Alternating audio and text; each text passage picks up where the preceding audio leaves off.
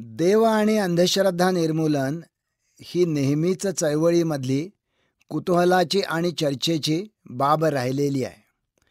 म्हणजे अंधश्रद्धा निर्मूलन समिती देव आणि धर्माच्या बद्दल तटस्थ आहे असं समितीचं धोरण आहे किंवा भूमिका आहे. याच्याबद्दलचे आक्षेप काय आहेत? डॉक्टर श्रीराम लागूंच्या सारखे आमचे ज्येष्ठ मित्र असं म्हणतात की देव हीच या जगातली आद्य अंधश्रद्धा आहे आणि जोपर्यंत या अंधश्रद्धेला तुम्ही नकार देत नाही तोपर्यंत तुमच्या हातून अंधश्रद्धा निर्मूलन होणं शक्य नाही.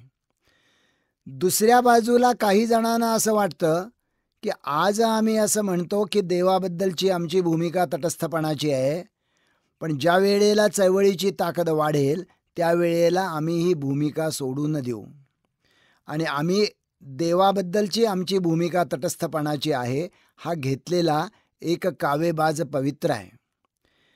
आणि मला स्वतःला असं वाटतं की देवाच्याबद्दल अंधश्रद्धा निर्मूलन समितीची भूमिका जी आहे ती निश्चितपणे एका वैचारिक पायावर उभी आहे आणि ती प्रगल्भ आहे.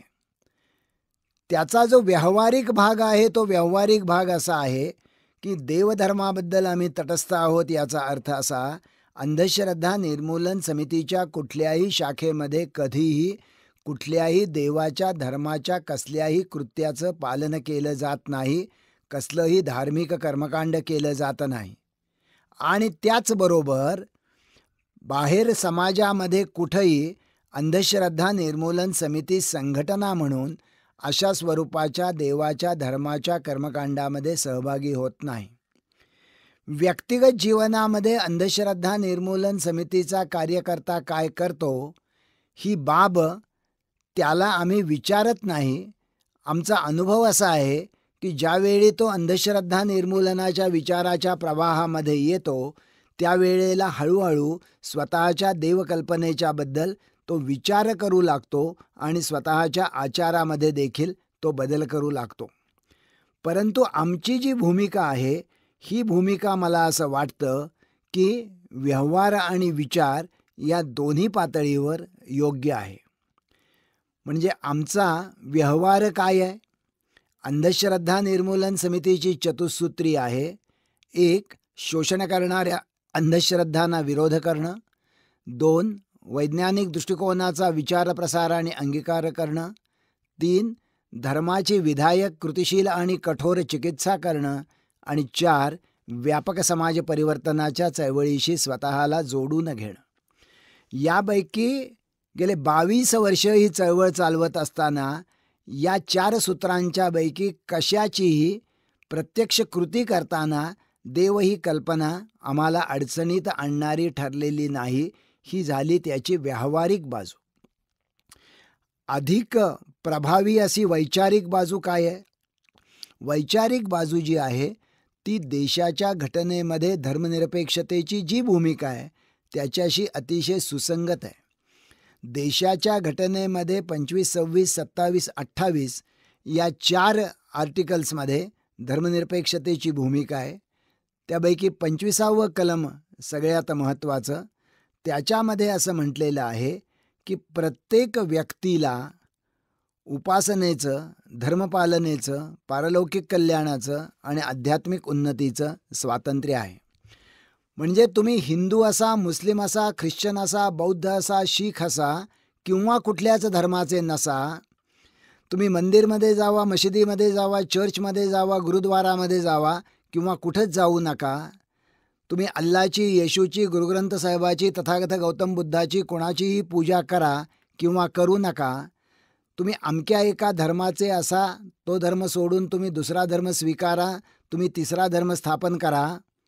यापैकी तुम्ही काहीही केलं तर तो तुमच्या व्यक्तिगत श्रद्धेच्या आविष्काराचा भाग आहे. त्यामुळे या देशाच्या तुमच्या नागरिकत्वाला बाधा येत नाही. त्यामुळे व्यक्तीला जर उपासनेचं आणि धर्मपालनेचं पूर्ण स्वातंत्र्य घटनेने दिलेलं असेल तर मला स्वतःला असं वाटतं की चळवळीची भूमिका ही सुसंगत आहे. आणि एवढंच नव्हे तर देशाच्या घटनेमध्ये नागरिकांच्या ज्या कर्तव्याचा समावेश करण्यात आला त्यातलं एक महत्त्वाचं कर्तव्य आहे, it is a duty of every Indian citizen to promote scientific temperament, spirit of reform and ह्युमॅनिझम.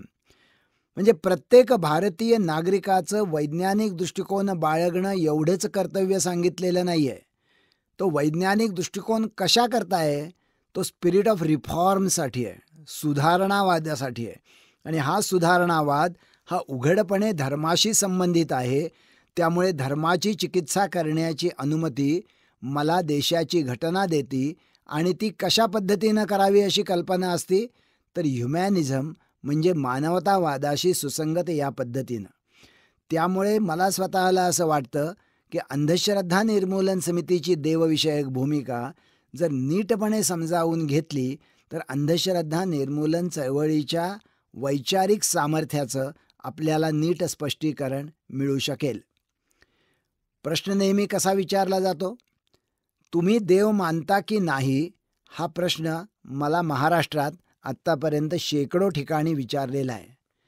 आणि बहुधा हा प्रश्न विचारणारे लोक असं बोलतात, डॉक्टर तुम्ही देव मानता की नाही? एकाच शब्दात सांगायचं बरं का, होय तर म्हणायचं, नाहीतर नाहीतरी म्हणायचं. आता लोकांना हे जे उत्तर पाहिजे असतं की एका शब्दात तुम्ही प्रश्नाचा तुकडा पाडला पाहिजे, त्यांना मी नेहमी एक कोर्टामधल्या खटल्यातलं उदाहरण देतो. म्हणजे झालं असं की सातारच्या कोर्टामध्ये एक खटला उभा राहिला. आरोपीचा जो वकील होता तो साक्षीदाराला प्रश्न विचारत होता. साक्षीदार त्याचं उत्तर देण्याचा प्रयत्न करत होता. आरोपीचा वकील म्हणायला लागला, उगीच जास्त चऱ्हाट वळायचं नाही, मी विचारलेला प्रश्न आहे ना, एकतर त्याला होय म्हणायचं नाहीतर नाही म्हणायचं. असं 2-3 वेळेला झालं. साक्षीदार म्हणतोय की मला सविस्तर सांगायचं आहे, आरोपीचा वकील म्हणतोय की एकाच शब्दात मला हो किंवा नाही उत्तर द्यायला पाहिजे. त्याच्यानंतर मग साक्षीदाराचा वकील म्हणला की न्यायमूर्ती महोदय, समोरच्या वकिलांचा असा आग्रह आहे की माझ्या साक्षीदाराने त्यांचं उत्तर एकाच शब्दात दिलं पाहिजे, होय किंवा नाही. आरोपीचा वकील म्हणला बरोबर आहे, एकाच शब्दात उत्तर द्यायचं, उगीच जास्त बडबड करायची नाही. साक्षीदाराचा वकील म्हणला माझा साक्षीदार यापुढं त्यांच्या प्रश्नाचं उत्तर एकाच शब्दात देईल, पण त्याच्या आधी मी आरोपीच्या वकील महोदयांना एक प्रश्न विचारू इच्छितो. त्याचं उत्तर जर त्यांनी दिलं तर पुढं त्यांनी विचारलेल्या प्रत्येक प्रश्नाचं उत्तर माझा साक्षीदार एका शब्दात देईल. न्यायमूर्ती महोदय म्हणले ठीक आहे, परवानगी दिली. आरोपीचा वकील म्हणला विचारा विचारा, तुम्हाला काय प्रश्न विचारायचा आहे तो. साक्षीदाराच्या वकिलाने आरोपीच्या वकिलाला विचारलेला प्रश्न असा, वकील महोदय, तुम्ही पूर्वी रोज रात्री दारू पिऊन बायकोला मारून दरोडे घालायला बाहेर पडायचा, ते हल्ली थांबवलं असं ऐकतोय, होय किंवा नाही एकाच शब्दात सांगायचं. आता होय म्हणावं तर अर्थ असा की पूर्वी रोज रात्री दारू पिऊन बायकोला मारून दरोडे घालायला बाहेर पडायचो, ते आता थांबवलंय, होय. आणि नाही म्हणावं तर अजूनही ते चालूच आहे. स्वाभाविकपणे आरोपीचा वकील म्हणला नाही, असं कसं एका शब्दात उत्तर देता येईल, मला तपशिलात सांगायला पाहिजे. मग फिर्यादीचा वकील, साक्षीदाराचा वकील म्हणला बरोबर आहे, पण माझ्या माणसालाही त्याला तपशिलातच सांगायला पाहिजे. त्याचप्रमाणे मी असं म्हणतोय की देव तुम्ही मानता की नाही या प्रश्नाचं उत्तर मी एका शब्दात देऊ शकत नाही. याचं कारण ते मला देता येत नाही असं नाही, परंतु ते मी देत नाही याचं कारण विचारणाऱ्या प्रश्नामध्ये देव म्हणजे काय याची व्याख्या केलेली नाही. आणि त्याच्यामुळे देव मानता की नाही, अंधश्रद्धा निर्मूलन समितीचं देवाबद्दलचं मत काय आहे याचं उत्तर आपण तपशिलात जाऊन बघितलं पाहिजे. देवाबद्दलची पहिली कल्पना अशी आहे की तो निर्मिक आहे, ही इज क्रिएटर. महात्मा फुलेंनी शब्द वापरलेला आहे, निर्मिकाने जर एक पृथ्वी केली, वाही भार भली सर्वत्रांचा. म्हणजे 200 वर्षापूर्वी जर मला हा प्रश्न विचारला असता की ही पृथ्वी कुणी निर्माण केली, तर मी सांगितलं असतं की मला याचं उत्तर माहीत नाही. आज जर मला असं विचारलं की ही पृथ्वी कशी निर्माण झाली, तर मला त्याचं उत्तर माहीत आहे आणि त्यामुळे मी म्हणू शकतो की ती परमेश्वराने निर्माण केली नाही. परंतु जर कोणी विचारलं की 12-15 अब्ज वर्षापूर्वी निर्माण झालेलं हे विश्व कसं निर्माण झालं, तर मी असं म्हणतो की आज मला याचं उत्तर माहीत नाही, पण मला असं वाटतं की ते स्वयंकार्यकारण भावाने निर्माण झालं. दुसरा असं म्हणू शकतो की ते निर्माण झालं कारण ते परमेश्वराने निर्माण केलं. ही 2 उत्तरं आहेत आणि याच्यामध्ये लक्षात घ्या की अंधश्रद्धा निर्मूलन समितीची भूमिका, परमेश्वर हा जर निर्मिक असेल या विश्वाचा, तर त्याबद्दल अज्ञेयवादाची आहे. म्हणजे ज्या विषयाची तड अजून लागलेली नाही असा हा विषय असं आम्ही मानतो.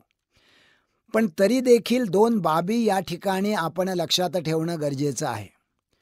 म्हणजे समजा हे विश्व म्हणजे एक घड्याळ आहे आणि ते निर्माण करणारा जो आहे परमेश्वर, तो म्हणजे घड्याळजी आहे. आता घड्याळजी ज्यावेळी घड्याळ निर्माण करतो, ते झाल्यानंतर घड्याळजी आणि घड्याळ यांचा संबंध संपतो. घड्याळजी भरभर चालायला लागला म्हणून घड्याळ पुढं जायला लागत नाही. घड्याळजी हळू चालायला लागला म्हणून घड्याळ मागं पडत नाही. घड्याळजीला खोकला झाला म्हणून घड्याळामध्ये गजर होत नाही. आणि घड्याळजी मरण पावला म्हणून घड्याळ बंद पडत नाही. निर्मिती झाली आणि संबंध संपला. त्या पद्धतीनं या विश्वाची निर्मिती झाली आणि ते विश्व स्वयंकार्यकारण भावाने बद्ध झालं. त्याच्यानंतर परमेश्वर नावाची कल्पना हे जग चालवत नाही. पण मग लोक असं विचारतात, त्यांच्या भाषेत सांगायचं तर, where ever there is a creation there is a creator. ज्या ज्या ठिकाणी निर्मिती आहे त्या त्या ठिकाणी निर्मिक आहे. माझ्या अंगावरचा शर्ट ही एक निर्मिती आहे, त्याचा एक निर्मिक आहे. माझ्या पायातल्या चपला ही एक निर्मिती आहे, त्याचा एक निर्मिक आहे. माझा चष्मा ही एक निर्मिती आहे, त्याचा एक निर्मिक आहे. याच पद्धतीनं हे विश्व ही एक निर्मिती आहे, त्याचा एक निर्मिक आहे आणि त्यालाच आम्ही म्हणतो परमेश्वर.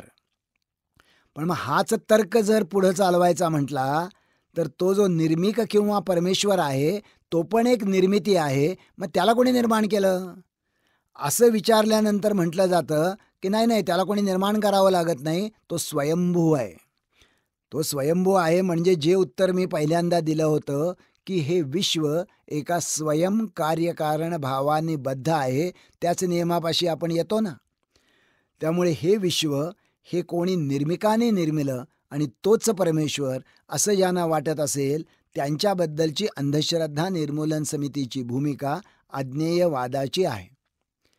नंबर 2, परमेश्वर केवळ निर्मिक नाही, तो नियंत्रकही आहे. म्हणजे परमेश्वर हा एवढा सार्वभौम आहे, सर्व शक्तिमान आहे की या विश्वातलं झाडाचं एक पान देखील त्याच्या इच्छेशिवाय हलू शकत नाही. मग असा निर्मिक आणि नियंत्रक असलेल्या परमेश्वराबद्दल अंधश्रद्धा निर्मूलन समितीची भूमिका काय आहे? परमेश्वर या विश्वाचा नियंत्रक आहे ही बाब अंधश्रद्धा निर्मूलन समितीला अजिबात मान्य नाही. कारण या देशामध्ये, या जगामध्ये इतक्या अन्यायाच्या बाबी आम्हाला दिसतात की जो कोणी याचं नियंत्रण करणारा जर असेल तर त्या नियंत्रणाला ते नियंत्रण अजिबात करता येत नाही असंच मानावं लागेल.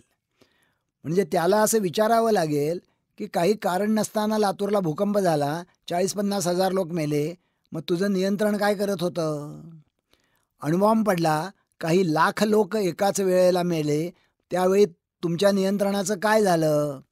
हिटलर नावाच्या एका क्रूरकर्म्याने 60 लाख लोकांना जाळून मारलं, त्यावेळी विश्वाचा नियंत्रक काय करत होता? त्याच्यामुळे या विश्वाचा कोणीतरी नियंत्रक आहे याच्यावर आमचा विश्वास नाही. आणि या ठिकाणी तपशिलात जाऊन आपण एक गोष्ट समजून घेतली पाहिजे. हा नियंत्रक कसा आहे? तर जगातल्या सर्व धर्मामध्ये परमेश्वराच्या 3 शक्ती कल्पिलेल्या आहेत. पहिली गोष्ट म्हणजे तो सर्वज्ञ आहे, दुसरी गोष्ट म्हणजे तो सर्वशक्तिमान आहे, तिसरी गोष्ट म्हणजे तो सर्वमंगल आहे.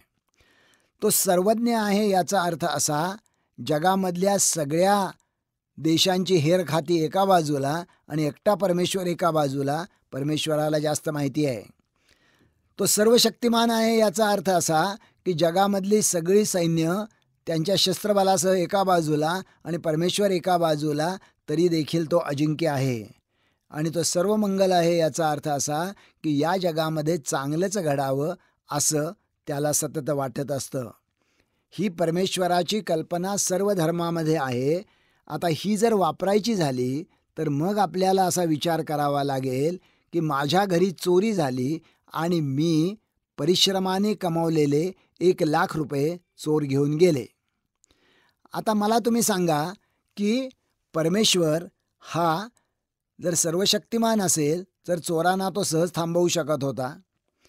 सर्व मंगल असल्यामुळे माझ्या कष्टाची कमाई दुसऱ्या कोणीतरी घेऊन जाणं हे त्याला मान्य असणं शक्य नाही.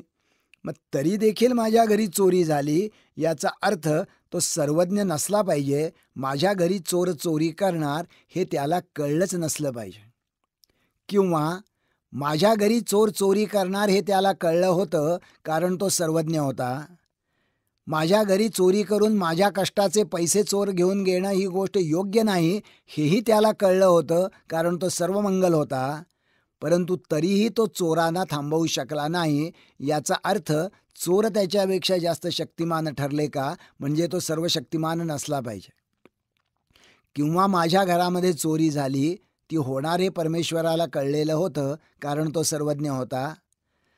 चोरांना थांबवणं ही त्याच्या लेखी अत्यंत क्षुल्लक बाब होती कारण तो सर्वशक्तिमान होता. तरी देखील माझ्या घरी त्याने चोरी होऊ दिली कारण तो सर्वमंगल नाही. मी घामातून कमवलेले पैसे राहिले काय आणि गेले काय याच्याबद्दल त्याला काही म्हणायचं नाही. म्हणजे देवाच्या मानल्या गेलेल्या 3 कसोट्या जर आपण नीटपणे वापरल्या तर त्या कसा अंतर्विरोध निर्माण करतात, नियंत्रणात अडथळा निर्माण करतात हे आपण समजू शकेल. तिसरं देवाचं जे रूप आहे ते आहे तो निर्गुण निराकार आहे. म्हणजे त्याला रंग नाही, रूप नाही, गुण नाही, वास नाही, चव नाही. तो चालत नाही, हलत नाही, बोलत नाही, काहीच करत नाही. आता ज्याला रंग नाही, रूप नाही, गुण नाही, वास नाही, चव नाही, जो चालत नाही, हलत नाही, बोलत नाही, काहीच करत नाही, तो असला काय नसला काय आपलं काहीच म्हणणं नाही. तो असला तर वापडा सुखे असो, तो नसला तर वापडा सुखे नसो, परंतु त्याच्यामुळे जर काहीच घडणार नसेल तर तो आहे का नाही याची चर्चा करण्याचंही मला कारण नाही. चौथी परमेश्वराची कल्पना आहे की तो आनंद निधान आहे.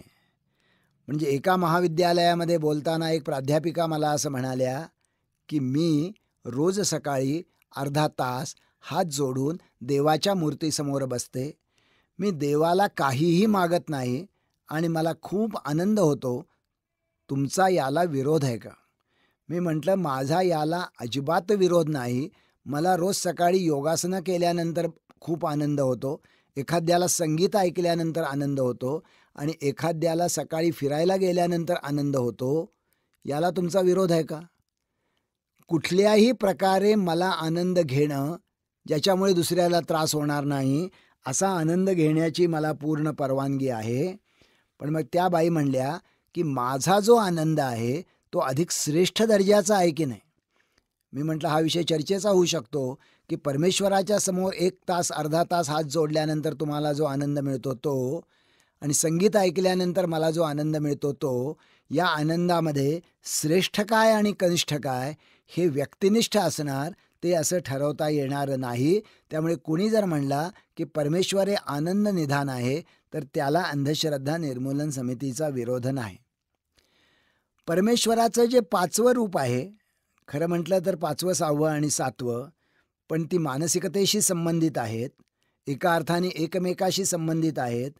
त्यापैकी पहिलं जे रूप आहे ते असं की जे आपल्याला नेहमी बघायला मिळतं, परीक्षेला जाताना विद्यार्थी देवाला नमस्कार करून जातो.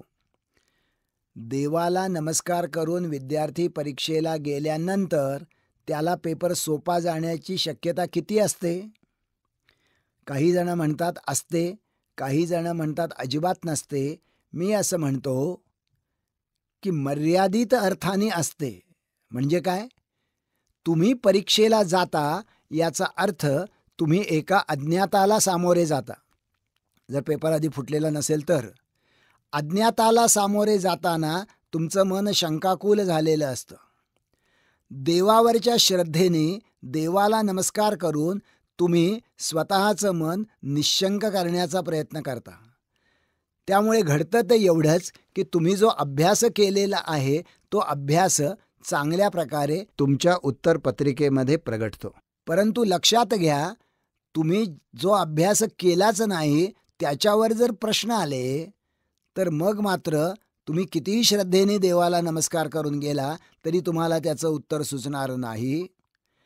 आणि तुम्ही जर परीक्षेला निघतानाच परीक्षेची वेळ टळल्यानंतर घरून बाहेर पडला तर देवाला कितीही नमस्कार करून गेला तरी योग्य वेळी तुम्ही परीक्षेला पोचणार नाही.